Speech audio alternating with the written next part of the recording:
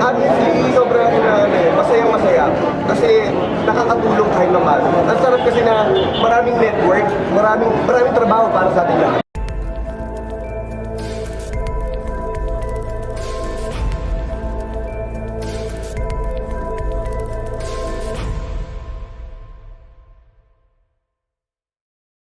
Pressured sa'yo ko, pressured sa'yo na parang napupunta sa production. Hindi naman po. Actually, ibang-iba naman kasi siya eh. Nag-iba yung kwento niya din sa probinsyano. Pero, sabi ko nga, hindi ko naman kasi inano na sana humama. Basta ako, hanggang gusto siya ng mga manonood, nandito yung show. And then, sabi ko, kung hindi ko sakali na, maramdaman na namin na hindi na ganun kagusto, marami kami kasi konsepto pang nakaabang para gawin. Pero hindi ba naman kinabahan kasi pinalakas mo yung prime time ng isang maliit na network, A2Z, pati TV5, pinalakas mo siya. Honestly, sobrang masayang-masaya kasi nakakatulong kahit naman. Ang sarap kasi na maraming network, maraming trabaho para sa ating lahat, diba? Sa mga artista.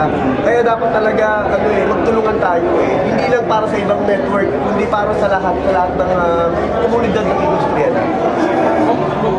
Kami ka po, sinutulungan sa mga artista hindi nakatanggap ng pagkakataon na maging bahagi ng pelikula po ng pagkakataon. Sa pagkategory ito yung patuloy. Ano masasabi po sa iyo? Pagkakataon, pagtulong sa mga dating artista na naghahanap ng trabaho. Honestly, sa akin po kasi bumabalik na naman ako sa utang na loob ko sa lahat ng mga tao tumulong sa akin na nagsisimula.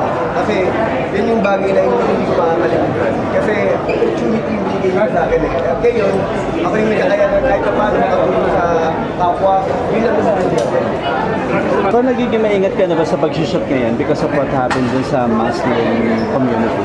Dati pa naman, maingat kami. Sabi ko nga hindi naman kami basta-basta pupunta or nagtatrabaho, nag-shooting sa isang lugar na hindi na nakaayos ang lahat. Kasi syempre alam naman namin yung, yung responsibilidad namin sa isang lugar at sa lahat ng mga taong sasakupan. Ano man sabi mo nag-trending yung Miles and Coco Eksena nung prime ninyo? Ay syempre napakasaya, napakasarap sa pakiramdam na makatulong ka sa kapwa mo at nabigyan ng oportunidad yung